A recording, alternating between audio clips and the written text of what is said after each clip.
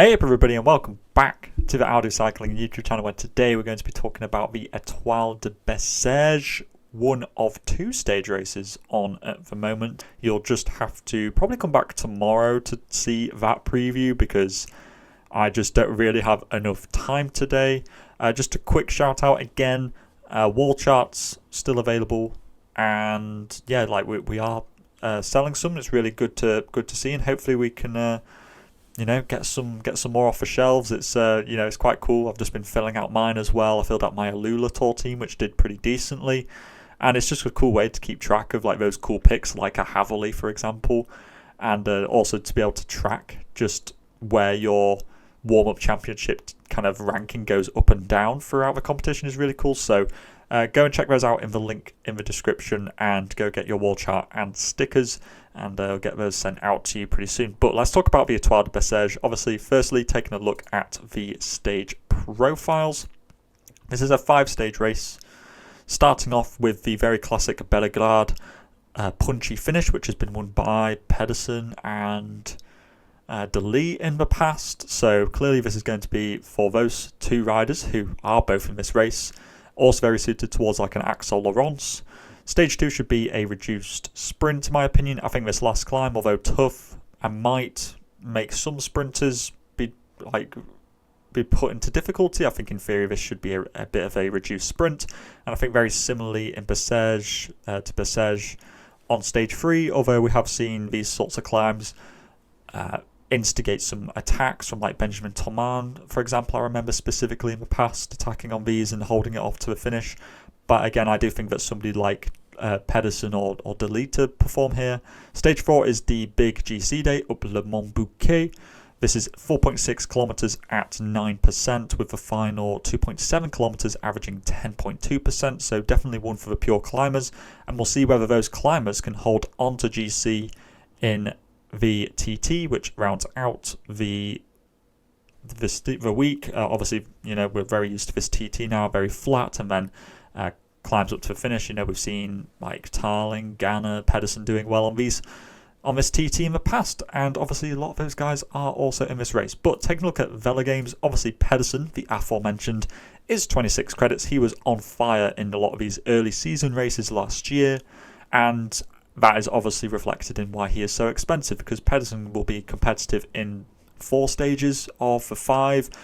He will probably get dropped on that stage 4 up Le Mont Bouquet.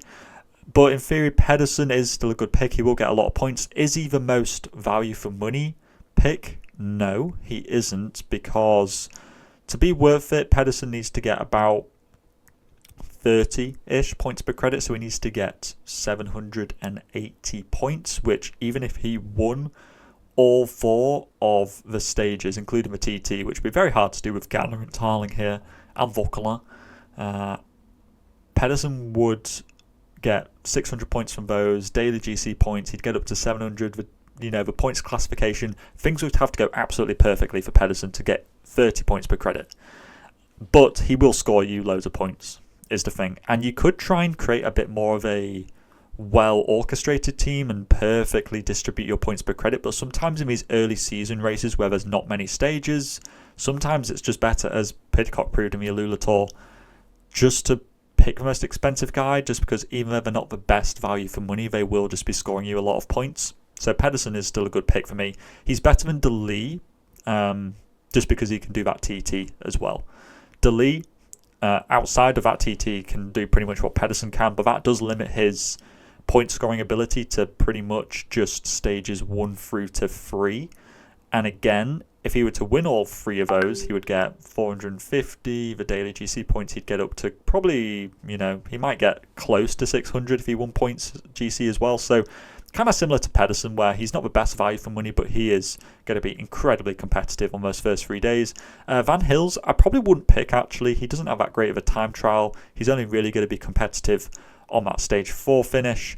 And therefore, I just don't think he's going to be worth it, because I don't think he'll even really, with a lack of TT, unless he puts in loads of time on that climb, he's probably going to struggle to finish on the podium, in my opinion, and will probably be like a top 5 candidate. But at 18 credits, I'd much rather pick Vauquelin for a few reasons. Number one, he won this race last year, I believe. He can time trial, which Van Hills can't, so therefore it gets him more points on that last stage. And we also saw him in the Grand Prix de Marseillaise, where he was looking really, really strong, like putting a lot of those guys like Timo Kielik and Axel Laurence, and also Paul César, who looked incredible, by the way.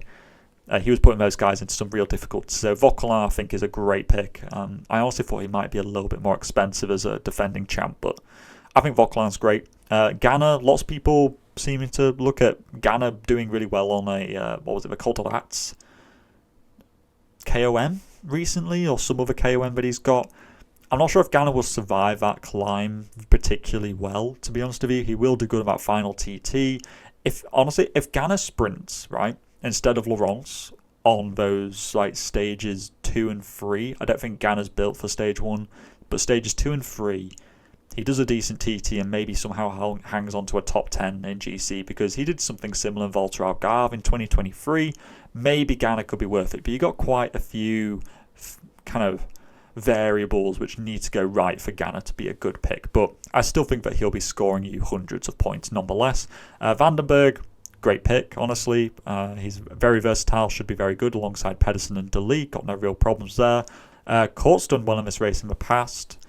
But they've got Valenshold here as well, so I don't really know who they'd be going for in the sprints. In theory, Court's pretty good. He should do like maybe a top 10 in GC. Like, he's kind of a jack of all trades, but master of none. Where he'll do okay. Like, he could do okay in every single stage, but I don't think it'll be enough like to be racking up 30, 40 points each time to really be worth it at 14 credits.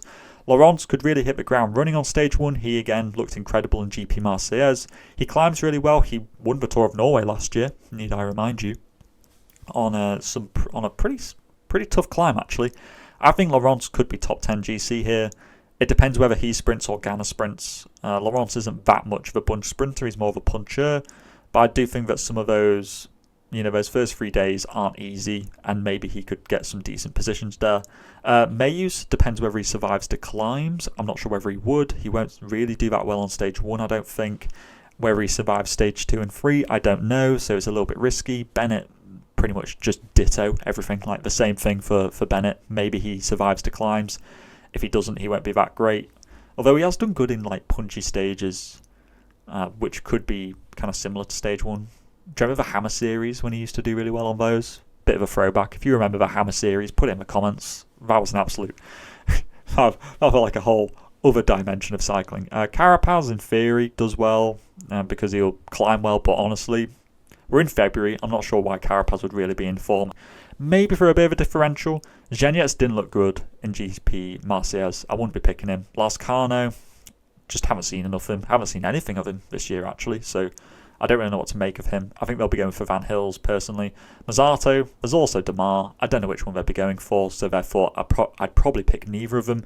Panoe is a much safer one. He can climb, he can sprint. He's pretty much just a safer pick than most of these other sprinters, just because he's got a bit more versatility.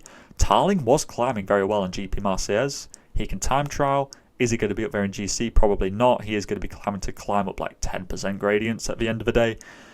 But, maybe he could do all right, a bit like Ganna.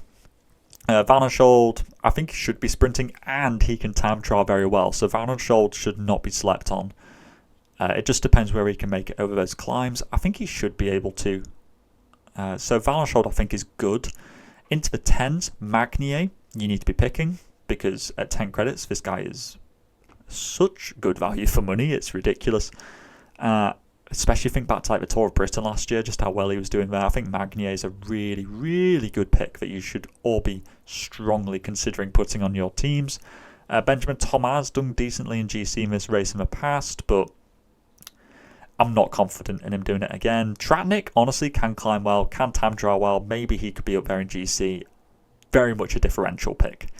I'm not sure if I'd be brave enough to do it, but if you're looking for a bit of a Hail Mary, then Tratnik's your guy. Into the 8s, you got a big mix of sprinters and GC guys. So GC guys, you got Urko Barad, who's won some race earlier this year. Good climber, very good at the Vuelta last year. So really good GC rider. Maybe Carthy could do something, but I'm not overly confident.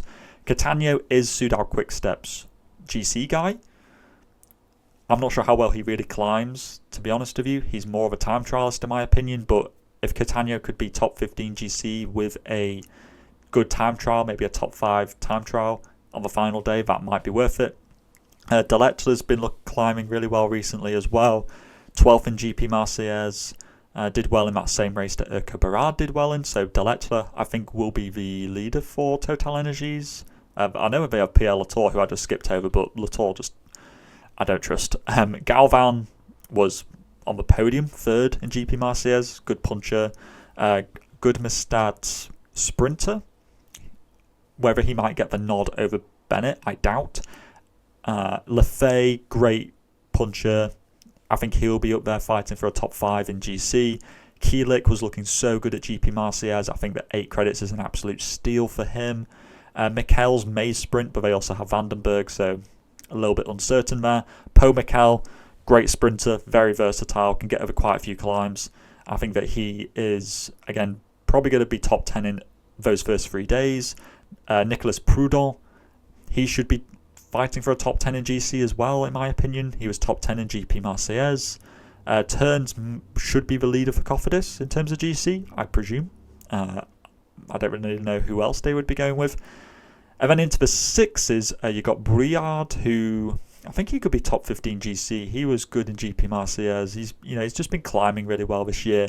Very much underrated because most people won't be immediately jumping to Saint Michel, Aubert, 93 riders onto their team. Bristenga to sprint, yes. Cavagna for that 1 TT performance. Same thing for Czerny. Oscar Chamberlain used to be the the junior time trial champion when it was in Glasgow from 2023. Although his time trialing hasn't been quite as good ever since then. Who else have we got? Jonas Glegard, possibly. Best climber that Lotto will have. The rest of them should be around Dali most of the time. Hayek does climb well, but if they've got Tratnik and maybe Van Hills, I doubt he'd get his own opportunities. Kubis is the Slovakian champion, good sprinter for Team Unibet. Adrien Mer, maybe a lot of people won't have heard of. He's a very good climber, kind of stroke puncher. I think he could be top 15 in GC and maybe top 10ing that climbing day. So I think that, Adrien Mer is one which you shouldn't be overlooking too quickly. And honestly, that's kind of it for the 6s. There's not that much that I'm really enticed by, other than the ones I mentioned. And then into the 4s, you're mainly looking at that there is one rider which I'm going to strongly recommend. But outside of that, you really have guys for assist points. So you've got Lotto guys for Dali. You have also, I'd probably say like Ineos riders as well. Artem Schmidt and Puccio. Ineos, based upon, Ben Turner was climbing well, Ganna could climb well, Laurence could climb well, Tarling as well. They could be up there in Team GC, so I think that Ineos is fairly safe. And if I was to pick one of the two, I'd pick Artem Schmidt because he can pull a decent time trial out. So maybe he could get a few more points than Puccio in that regard. Kopecky is a bit of a sprinter for Team Unibet as well. Huens, again, a decent climber. He was one of the only 2 Unibet riders in the front group of the GP Marseillaise, so he is climbing pretty well. And they're a team which really gets him a break, and maybe he could be up there for like the mountains classification, for example, if he were to get in the break. And the same for the Sherlin as well. He might get in the break or try and get up there in GC. But my one rider which I would strongly recommend, who honestly I hadn't heard of until today, is Rémi Capron. Who, you're like, who in the hell's name is Rémi Capron? For Van Rysel-Roubaix, he was 2nd in GC in the Tour de l'Ain last year. He won a stage ahead of like Rudy Millard, Archie Ryan, Stefano Oldani, Tom Donenworth, some pretty serious riders actually. And I think he climbs really well. He is pretty much like a pure climber, like 1 meter 70 something, 60 something kilos. But I think he could snag a top 15 to top 20 in GC. So I think Capron is a pretty good one for a bit of a rogue for credit rider that not a lot of people will have heard of. This is my team at the moment. No, Pedersen isn't the most value for money, but I think that I'm just too scared to leave him out. So I've got Pedersen, Vauquelin, Laurence, Berard, Magnier, Kielik, Lefay, Capron and Schmidt. I might change things around where instead of Laurence I might go with Baudin, just because maybe he's a little bit safer in GC, but I just kind of liked how Laurence was looking the other day. I might change Berard to Catania or something like that, or just basically kind of swapping like for like riders, or maybe Pomacal also I might put in there, but I've got a fairly decent split of GC riders and sprinters in here. But let me know what you're thinking in the comment sections down below. What kind of riders are you thinking of selecting, and have I missed any, more importantly, that I should be considering? Go check out the wall charts as well. I'd really appreciate it. 10% of the profits do go straight back into Velogames. And all that is left to say is to stay safe out there, and I will see you tomorrow for the Volta Comunitat Valenciana. Salut!